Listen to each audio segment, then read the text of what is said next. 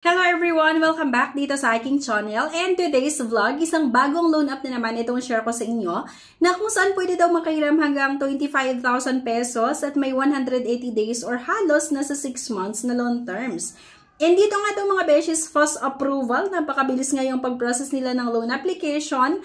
And ayun nga po mga beshes, sinubukan ko talaga na di-download yung app na ito. And tignan natin kung paano nga ba ulit ito magpautang, okay ba? Na pwedeng i-consider. Lalong-lalo kapag kailangan natin ng extra cash nga para sa mga pang-emergency na pangangailangan. Pero syempre, bago ang lahat mga beshies, kung ngayon ka nga lang dito sa aking channel, ay meron nga po akong good news. Kasi bawat video na ina-upload ko po ako ay nagpapag-giveaways hanggang 10,000 pesos. So, maaaring magbigay po ako ng 1,000 pesos, ng 500, ng 200, or 100 pesos. So, bali ang kailangan nyo lang gawin mga beshies, ay i-comment kung ano yung napanood mo sa video na ito. Mamimili po ako sa mga commenter natin via YouTube comment picker kung sino nga po yung ating mabibigyan.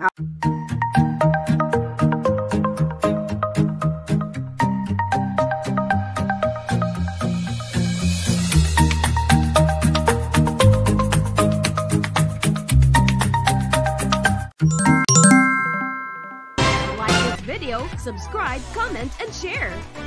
If declined sa bank and other loan apps, pwede niyong subukan yung ibang options. See the links sa comment section below. Disclaimer, try or apply at your own risk.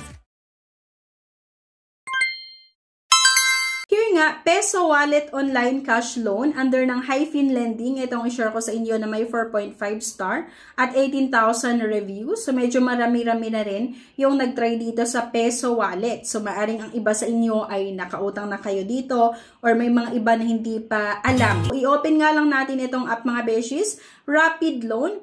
So, dear user, meron tayong mga privacy policy and loan agreement dito. SMS login, and ayan, lagay lang natin yung ating valid mobile number. Get OTP na naman. Once na natap mo yan, meron ka nga pong matatanggap na one-time password na kailangan lang din natin ma-input dito. Click lang natin yung continue. And ayan, ito nga yung sinasabi ko sa inyo mga beshes na hanggang 25,000 pesos yung pwede nating mautang at meron nga po itong 80 days na loan term. So, kung mapapansin nyo dito mga beshes, merong nakalagay na go authorize or go to authorize. Agad-agad ay na-redirect ako sa aking Facebook account.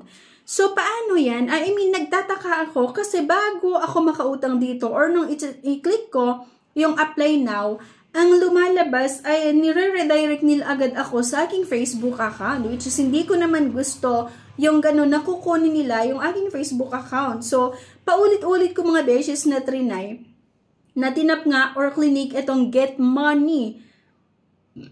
Kaya lang wala talaga mga beshes, unable to authorize daw. So, hindi ko kasi nilagay dito yung aking Facebook account. So, dito kasi may nakalagay pala na low interest, easy to pass, and loan in 3 minutes daw. Pero yun nga, automatic ito na nire-redirect ako sa aking Facebook account. So, kailangan ko daw ma-authorize itong app na ito para makita nga, ma-check yung Facebook account ko. So, hindi ko nga tinuloy yon.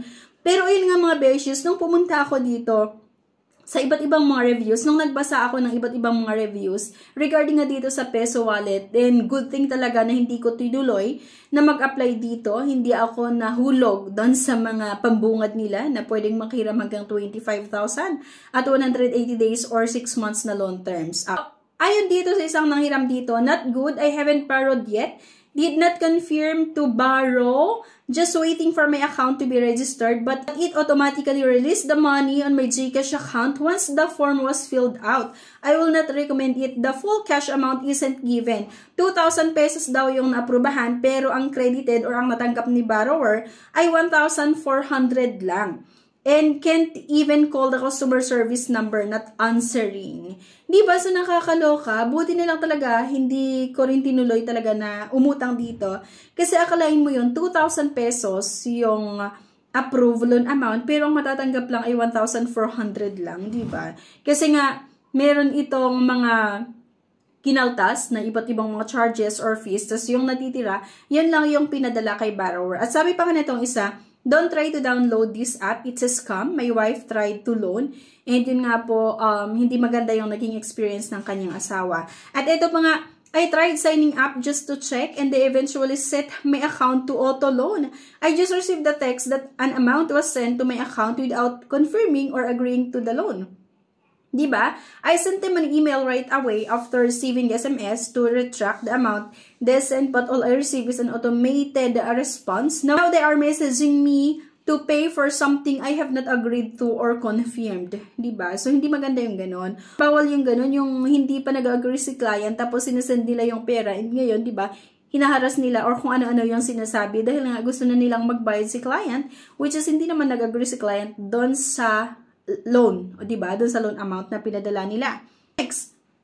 Do not use this app. They disperse the loan you didn't confirm. Then the customer service is not reachable. I have received a loan amount which I did not confirm, then the service fee is too high. When I contacted the customer service, I have received the response both email and call. Sabi nung isa, it's a scam. The app said that the money will be sent in minute, yet no amount have been sent. And it's funny that other users experience the other way around. Now, I'm afraid that if I uninstall it, they will send the amount instead. Already sent a complaint but no one replied. Total fraud.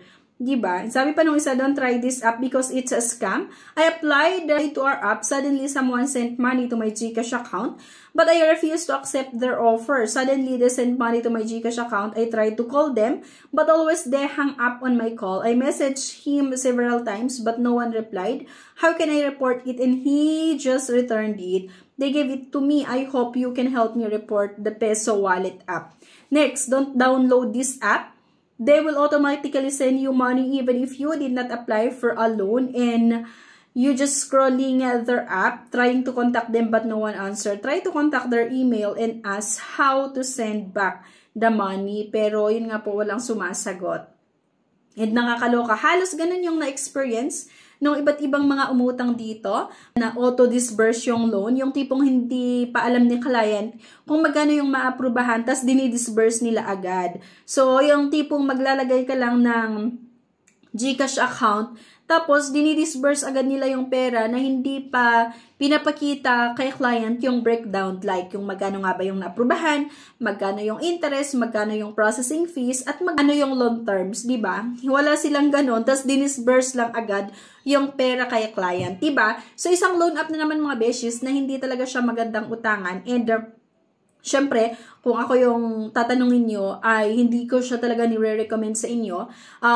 Though hindi ko tinuloy yung pag-apply ko dito, pero please nga, sa na-experience ng ibang umutang dito, talagang hindi siya maganda i-recommend.